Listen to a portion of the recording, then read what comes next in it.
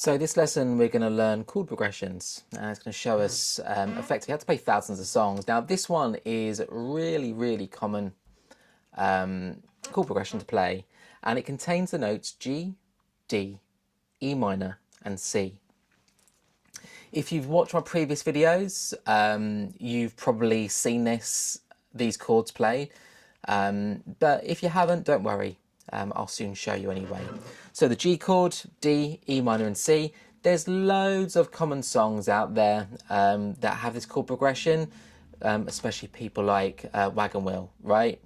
By Darius Rucker. So really common. And effectively, you know what a chord progression is? It's basically a bunch of chords stuck together that complement each other. So you can't play every single chord of these, but they're chords that fit together. Now, I haven't got into a music theory stage yet, just because that's going to be a little bit too advanced. So we don't need to focus on that part at the moment. So that's all good. So in terms of the chord itself then, so G, D, E minor and C. It's going to go like this.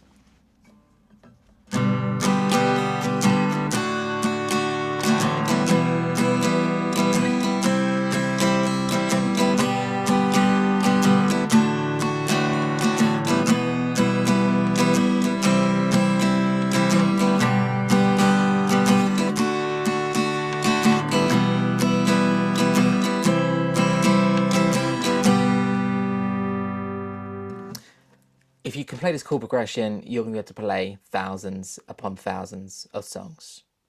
So I hope this video has helped a little bit.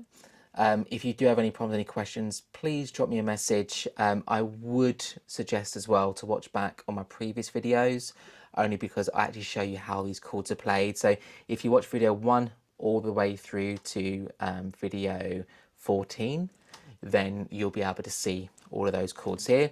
So it's G, D, E minor and C. Thank you very much.